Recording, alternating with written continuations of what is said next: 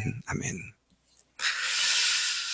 오늘 말씀에서는 죽으시고 부활하신 예수님을 주님으로 모신 바울이 궁극적으로 원하는 바를 말하는 가운데 복음을 중심으로 하는 그의 세계관과 인생관, 그의 삶의 목적을 분명하게 드러냈습니다.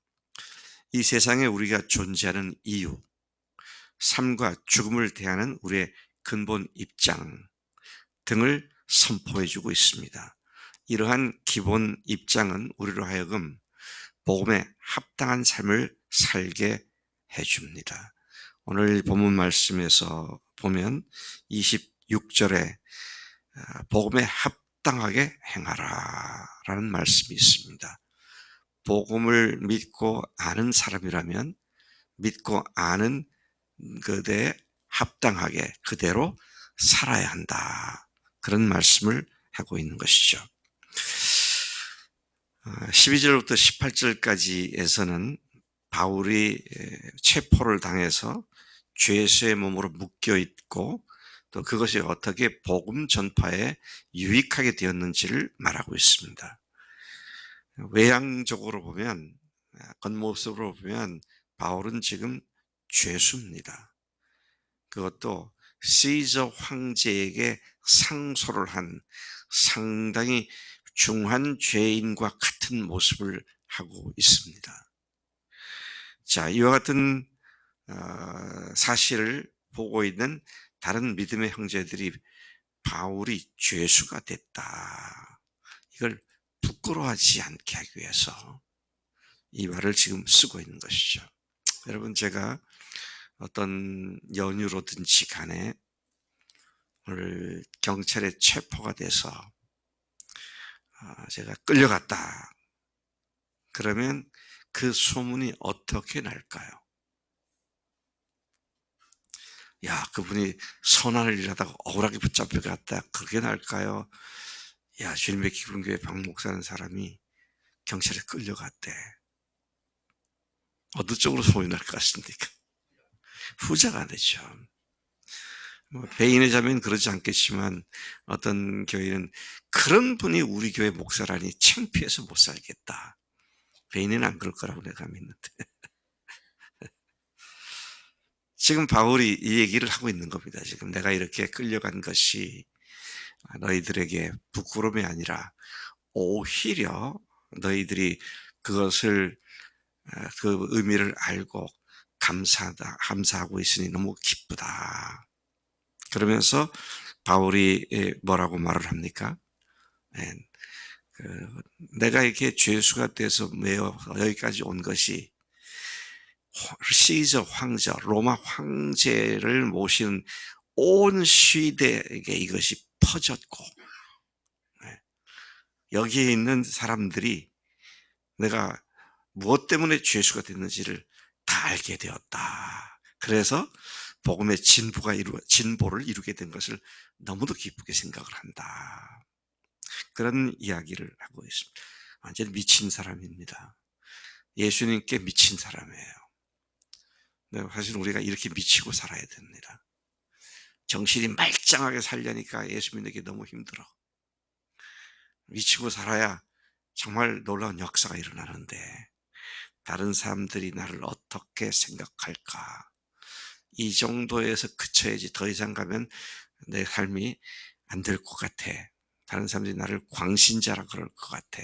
뭐 이런 생각을 할 수가 있는데 바울은 그렇게 말을 하든 어쨌든 나 때문에 시대와 또 많은 사람들 앞에 내가 왜 잡혀왔는지 이것이 알려져서 너무도 감사하다. 그런데 참 바울의 예수님께 미친 사랑이 참 엄청납니다.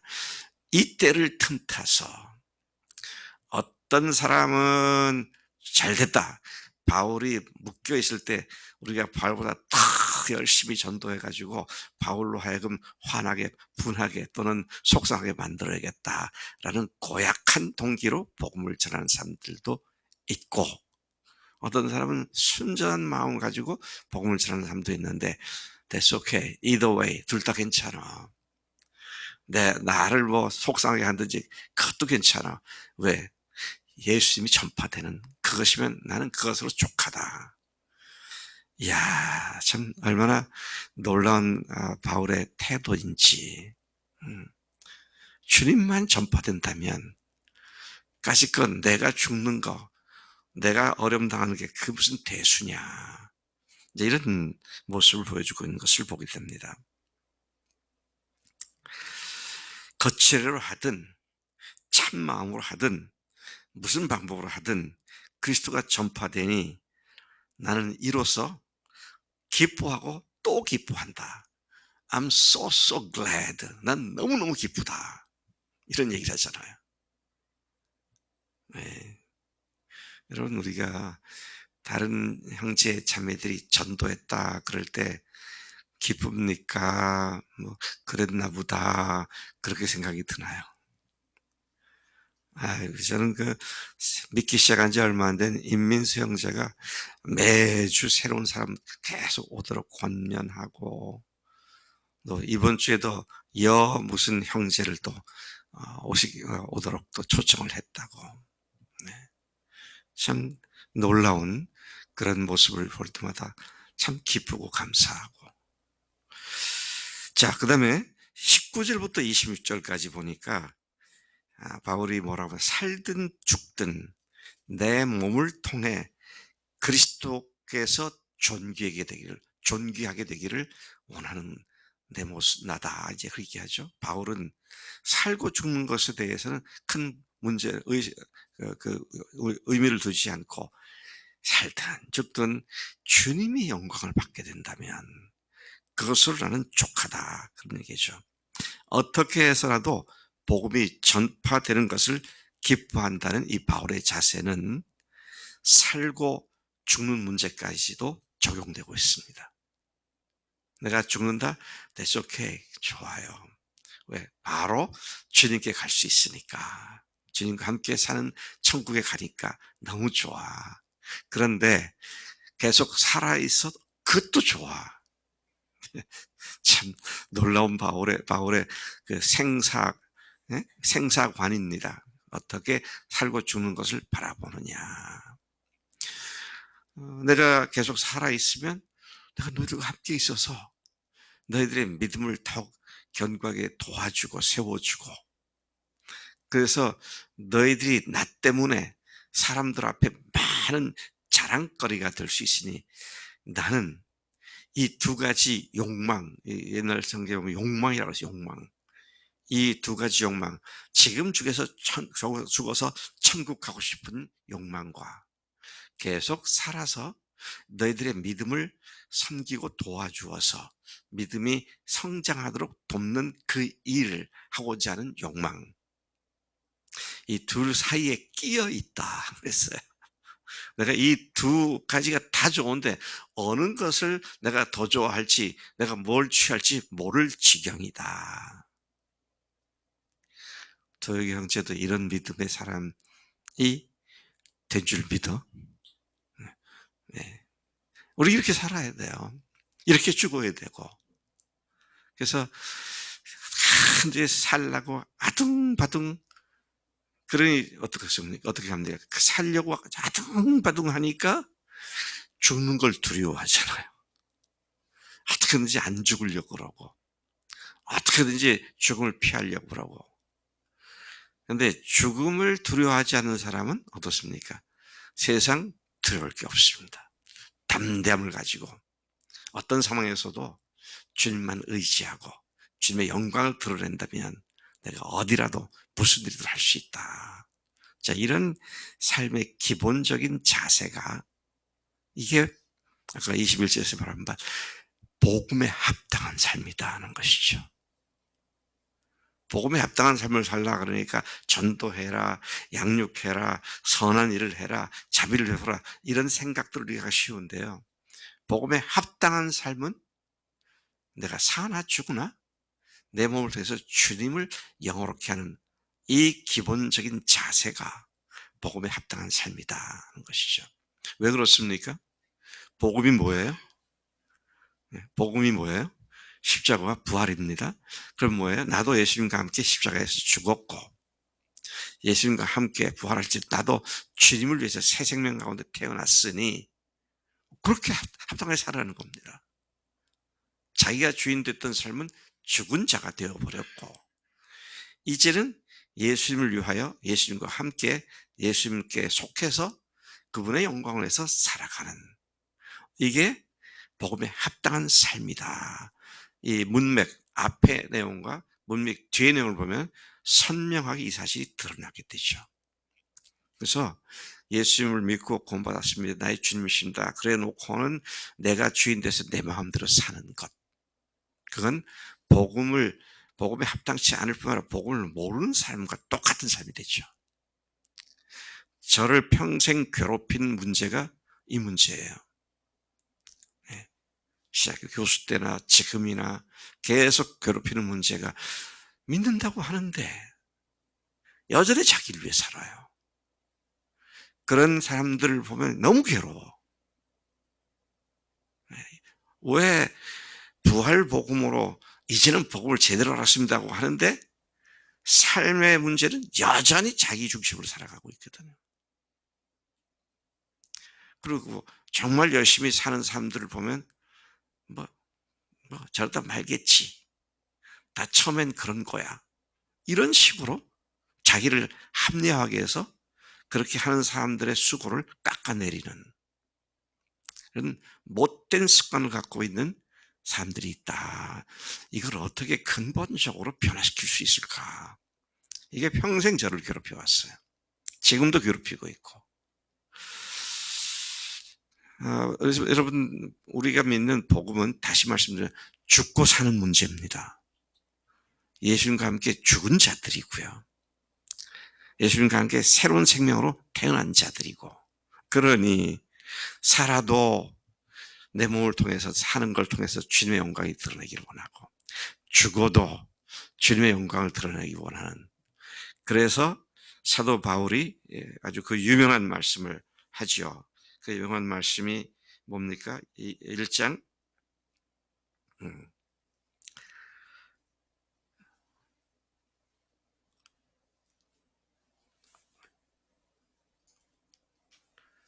갑자기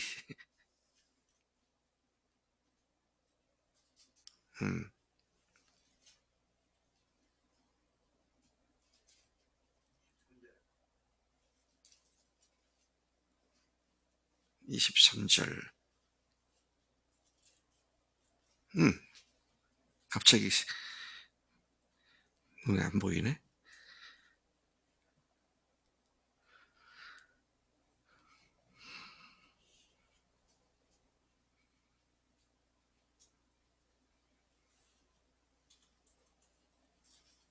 아이고 20절 죄송합니다. 이게 갑자기 눈이 딱 가려져 가고 20절 같이 한번 읽어보십시다. 시작. 나의 간절한 기대와 소망을 따라 아무 일이든지 부끄러워하지 아니하고 지금도 전과 같이 온전히 담대하여 살든지 죽든지 내 몸에서 그리스도가 존귀하게 되려 하려 하나니. 이 삶의 원칙이 딱 세워지면 우리 남자들이나 여자들이나 헤어스타일이나 뭐 옷 패션이나 이게 내 몸에 걸치는 것이 주님의 영광을 드러내는 건가? 아니면 사람들의 눈을 갖다가 유혹하는 것인가? 뭐 이런 것도 잘 판단할 수 있는 근거가 살든지 죽든지 내 몸에서 그리스도가 존귀하게 되기를 원한다. 이런 자세를 갖는 것이고 그러니까 죽고 주님만에 사니까 이게 복음에 합당한 삶인 것이고 그러면서 주님께서 이 바울을 통해서 말씀하고 있는 것이 뭡니까? 그래서 너희들은 그리스도를 믿음으로 말미암아 주님으로 모신 자가 될 뿐만 아니라 그 믿음으로 구원받는 자가 될 뿐만 아니라 믿음으로 중생한 자가 되는 뿐만 아니라 주님을 위하여 고난도 함께 받아야 한다. 그렇게 말씀을 하고 있습니다. 29절이 그렇게 말하죠. 그리스도를 위하여 너에게 은혜를 주신 것은 다만 그를 믿을 뿐 아니라 또한 그를 위하여 고난도 받게 하려 하심이라. 요즘같이 추운 날 아침에 추운데 그리고 새벽기도 가야겠다고 눈 떴지만 자꾸만 이불 속으로 기어 들어가게 되는 그죠? 네. 에린이 그렇지. 오늘은 나왔어. 네. 금년 중에 제일 추운 날이라는 오늘 나와서 좋아하다. 그냥 자기가 살려고 그러는 거잖아요. 죽으면 죽으리라는 각오를 가지고 일어나면 되는데 잠언 말씀에 보면 그런 말씀이 있어요. 게으른 자는 길가에 문 밖에 사자가 있다. 그렇게 얘기한다. 예. 밖에 나가면 그 사자가 삼켜 먹을 것 같아서 못 나가다 가면 죽을 거야. 게으른 자는 그렇다. 그런 말씀을 하죠. 제가 아침에 새벽에 올 때 또 들어갈 때 굉장히 도전을 많이 받아요. 와, 벌써 6시 40분, 50분, 7시가 되면 세종시로 들어가는 길이 꽉 막혀버려요. 또 세종시에서 송강으로 가는 6차선 도로가 우리 집 뒤쪽으로 있잖아요. 그래 뭐 줄을 이어갑니다. 7시에. 5시에 올 때는 요즘 점점 더 차량이 증가돼서 전에는 여기 노은동 시작되는 그 신호등에 한 대, 두 대밖에 없는데 요즘은 뭐 7, 8대가 서 있어요. 그때가 5시 13분 정도. 조금 늦으면 16분. 근데 그걸 볼 때마다 이야, 먹고 살기 위해서 이렇게 부지런히 사는구나. 근데 주님을 사랑한다고 죽어도 주님을 위하여 살아도 주님을 위하여 라고 하는 사람들이 주님 앞에 하루에 첫 시간을 띄어서 엎드려 기도하고 하루가 시작될 주의 음성을 듣고 그 말씀으로 새로워지고 하는 이 일을 조금 더 이부자리에서 뒹굴뒹굴 하는 것에 맞바꿔 버리는 이것은 복음에 합당한 삶이 아니지 않느냐. 그래서 여러분 오늘 새벽에 금년에 가장 추운 날씨를 뚫고 온 여러분들을 축복하고 환영합니다. 네. 매일이 그런 축복의 삶이 되기를 축복합니다. 네. 그다음에 2장 1절부터 4절까지는 간단히만 말씀드리겠습니다. 여기는 서로 겸손하게 다른 사람을 나보다 낮게 여기고 자기 일에 충실할 뿐만 아니라 다른 사람들을 돌아보아 나의 기쁨을 충만케 하라. 겸손한 마음으로 네, 한순간도 다른 사람을 얕보지 않고 그렇게 해라. 그렇게 하기 위해서 필수적인 것이 뭐냐? 한 마음, 한 뜻, 한 사랑을 품는 것이다. 한 마음, 한 사랑, 한 뜻, one mind, one heart, one love. 이게 다 뭡니까? 주님의 사랑입니다. 주님의 사랑의 뜻이 모아져서 앞으로 나아갈 때 하나님께서 크게 복 주시고 복 주실 줄로 믿습니다. 하나님 아버지 감사합니다. 이 아침에 사도 바울을 통하여 빌립보 교인들에게 권면할 말씀을 통해서 오늘 우리에게 필요한 말씀으로 도전해 주시고 또 축복해 주시는 것 감사합니다. 하나님 오늘 말씀대로 살아도 죽어도 주님의 영광을 드러내는 일이 우리의 궁극적 목적인 것을 고백하며 그렇게 사는 일에 부끄러움이 없도록 복음에 합당한 삶을 사는 우리가 되도록 인도하시는 줄로 믿습니다. 절대 순종하기를 원하오니 성령이 매 순간순간 능력을 함께 해주실 줄로 믿습니다. 감사하고 예수님의 이름으로 기도를 쌉니다. 아멘.